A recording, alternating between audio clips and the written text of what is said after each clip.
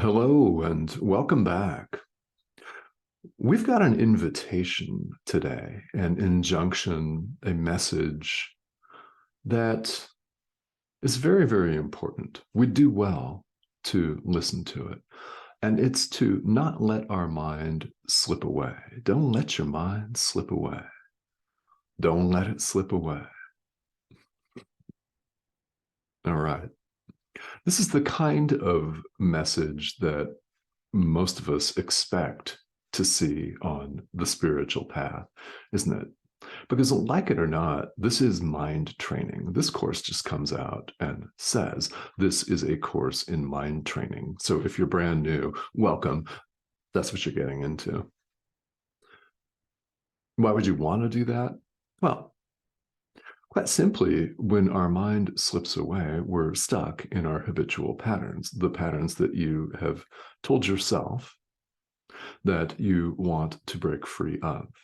Suffering, in other words, pain, decay, death, constant frustration, excess activity and overwhelm, whatever form suffering takes in this lifetime, you've formulated a wish to break free of it.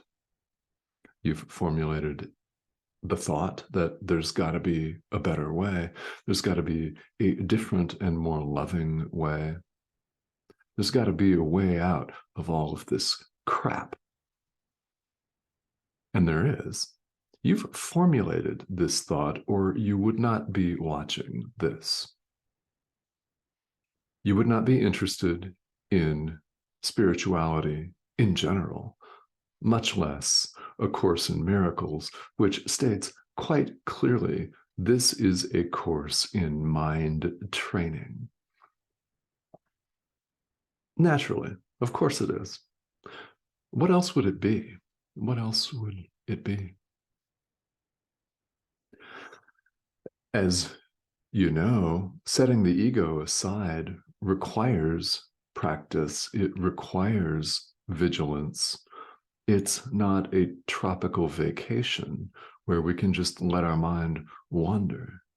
Because when we let our mind wander, we're right back to the place of discomfort, of defining and defending personal territory, our habitual tendencies, which we're effectively unlearning here on the spiritual path. So what we call learning is an unlearning here in spirituality. And this is true of any spiritual tradition, not just this one. So we're in a very powerful section of the text of A Course in Miracles. It's chapter 4. Chapter 4 is the illusions of the ego. So we're looking at the ego and our allegiance to it and how we can set it aside. So in chapter 4, we're in part 4. It's This Need Not Be. That's the title. This Need Not Be. This section goes through a number of experiences that we have here in the world and reassures us, in italics for emphasis, that this need not be. So our sadness need not be. Anxiety need not be. Guilt need not be. Our state of mind where we routinely and habitually give in to all of the temptations of the ego, this state of mind need not be. We don't have to do it. You don't have to feel guilty. You don't have to be anxious. You don't have to be sad, irate, frustrated, overwhelmed, perplexed, and frustrated, unhappy in any way. When plug in the adjective, this need not be. One of the fundamental ideas that we're looking at here is that we do have a choice. You have a choice in the present moment as to which voice you'll listen to, the voice for God or the ego. Now, the voice for God is known by other names. Here in A Course in Miracles, that is one way, and in fact, it's probably the most common way that this course refers to the Holy Spirit as the voice for God. Now, the voice for God could also be Jesus for you, or something or someone else. Call it whatever you want. One thing that I find very, very helpful is to call this voice your inner teacher. So when you're listening to any kind of spiritual talk, or like this one, or reading any kind of spiritual text, when you're engaged in any of those activities and something connects with you, you just get a feeling that, oh yeah, I remember that. That's your inner teacher talking to you. So call your inner teacher whatever you want to call it, your guide, your guides. Who says your inner teacher can't have dozens of names? Right? It's your connection with your inner teacher that really matters.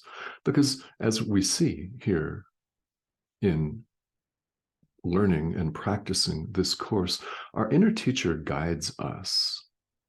A very important part of setting the ego aside is to ask our inner teacher to run the show, to give our entire life experience over to our inner teacher. Are you giving it away to someone else? No. No. If you're worried about that, no. Inner teacher.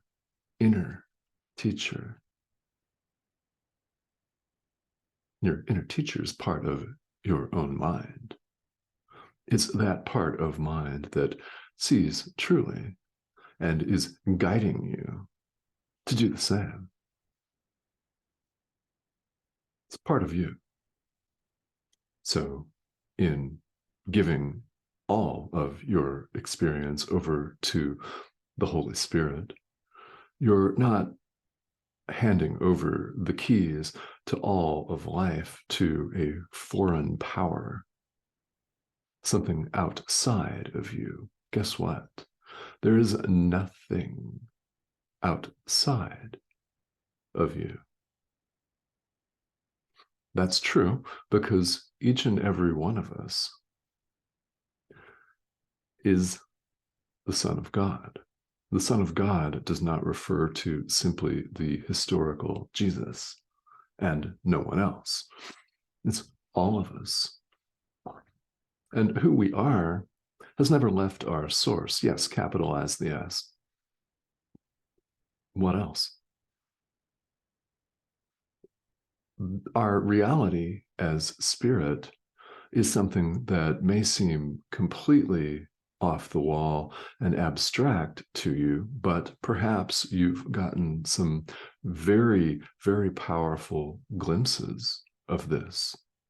What we do here as we appear to run around in the world as human beings, paying bills, paying the mortgage, working a job, raising a family if you're raising one, what we appear to be doing here is living what we call a life. Who is the you that's living it? Instinctively, deep down, whether we deny it or not, and you are welcome to actively deny this, you're not a body. We're not the physical human body. That is not who we are. First of all, it's a limitation because it's very impermanent, isn't it? We like to pretend that it's not and that it's going to last forever. It's not going to last forever. Most of us, when we think about it, get 80 calendar years if we're lucky, and possibly much less than that. This thing doesn't last. It's 80% water. Is that you? Is that the Son of God? Is it? Of course not. Of course it's not. Who you are is spirit. We are the Son of God. all of us. And it's one. In fact, the definition of heaven in A Course in Miracles is not a place. It's not a garden under which rivers flow. It's not a tropical paradise. It's not a beach resort on the Italian Riviera with fancy drinks and excellent seafood. Excellent seafood. That's not what it is. The definition of heaven is our awareness of perfect oneness. Awareness of perfect oneness. Another idea that you may find very helpful is the notion that ideas leave not their source. This is a very often quoted and famous idea from A Course in Miracles. Ideas leave not their source. We're referred to as the thought of God in many places. And that's true, isn't it? Ideas, thought of God, leaves not its source, never has left.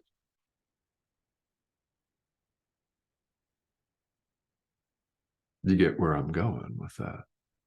This is who we are. It's our reality, not this transitory image. In fact, anything that changes or transforms, including energy, anything that shifts in any way is, in fact, illusion. Only God is perfect oneness. So, if heaven is an awareness of perfect oneness, what we're doing here on the spiritual path is removing our barriers to this awareness. We're clearing the way, so to speak. If you want to look at it as walking through a fog bank, that's what we're doing. If you want to look at it as disassembling a wall, piece at a time, that's what we're doing. If you want to look at it as lifting a veil or peeling the layers of an onion, that's what we're doing. We're removing the barriers, the blocks that we've imposed to our awareness of perfect oneness, of truth. And if this seems to take a long time, don't worry. That's what time is for. It's what time is for. It's what time is for to take a look at our experience, at the sadness, at the anxiety, at the guilt, and say to ourselves that it need not be. And give up our clinging to the ego, as Jesus puts it here in the text, to our voluntary dispiriting. It's a choice. We have a choice to set the ego aside. You could keep it or you could set it aside. That's the choice that we have the opportunity, a precious opportunity to make in the present moment. And so what if you just chose wrongly? If you just chose the ego a minute ago, choose love right now. Choose the thought system of the Holy Spirit right now. Extend the miracle, extend love, extend true forgiveness to the Son of God. And don't forget to include yourself. Who's the Son of God? You are. So am I. We all are. That, yes, includes serial killers. It does. It includes our political enemies. It does. It includes every living thing. No exceptions. Not a one. Remember, heaven is our awareness of perfect oneness. So engaging with God, engaging with God's creation, the Son of God, is really easy when we refuse to let our mind slip away. It's a choice. So I invite you to refuse to let your mind slip away.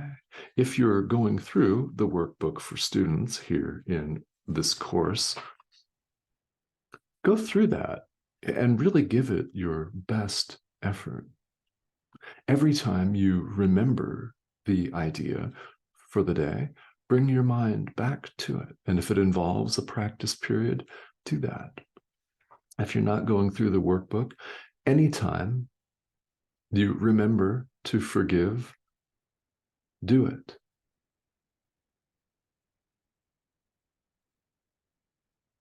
Anytime. Anytime. What we see here in this passage of the text is the reason why meditation and mindfulness practices are a thing in spirituality. Spirituality, guess what? It's a course in mind training. When we use words like awareness, what's aware? Well, it's not the physical body that's aware, it's the mind that's aware. Our body may experience a sensation. However, you get an intuitive hit. It's different for everybody, actually. But it's the mind that we're working on here. So, with meditation or mindfulness practice, we're training the mind. When we let our mind slip away, we fall back into our habitual tendencies of blame, of projecting our unconscious guilt, lashing out at people, blaming them for our lot, our circumstance in life. So we practice, we work on the mind training and not letting our mind slip away.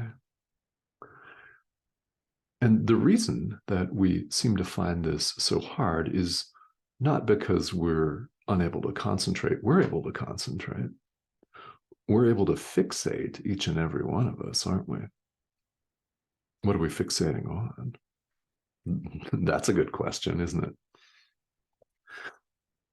The difficulty is that we don't feel that we're worth the effort, and we are. You are worth the effort. You're the Son of God. How can you not be worth the effort? So what's in it for you when it comes to mind training? What's in it for you when it comes to learning and doing this course? Everything. Everything. The awareness of everything. And along the way, you begin to experience things. If you've been at this for some time, I invite you to take a look at where you were when you began this practice. Now, if you're not practicing A Course in Miracles, take any spiritual tradition, whatever it is you're doing. Where were you when you began? Where are you now? You know, if you just started yesterday, it's still a worthwhile comparison. You just don't have the large enough sample size, maybe, but maybe you do. Where were you then? What are you like now? Are you more patient? Are you more loving? Are you more forgiving? Do you feel more at ease in your life? Doesn't mean that there won't be periods of extraordinary frustration and anxiety. That doesn't mean that at all. It means, are you able to notice them when they come up, and do they last as long as they used to?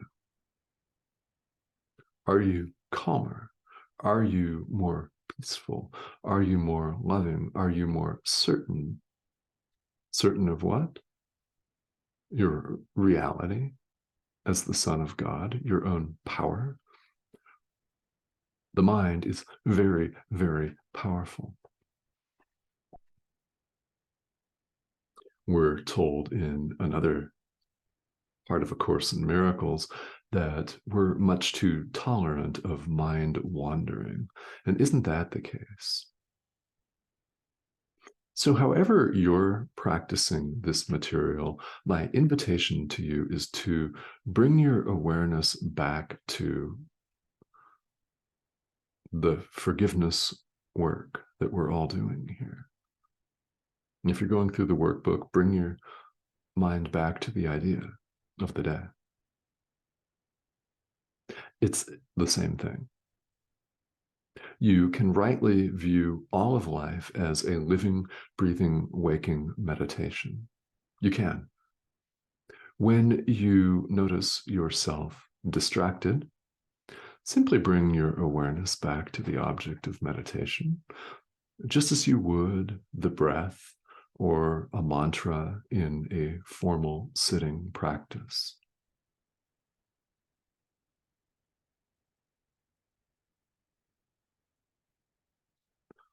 What's the benefit of training the mind in this way? Everything. Everything. All right. So I very much appreciate your joining me here. This is the subscription button. That's the red arrow. I'd love to have you join me. If you've not subscribed, please do so. What we do here is these videos appear several times a week here on YouTube, and we're going through the text of A Course in Miracles. It's quite common for this practice to generate questions. So if you've got questions or comments at all, please feel welcome to leave them here, and I will happily get back to you on that. All right, guys. So yes, training the mind. What's the benefit? Everything. Literally.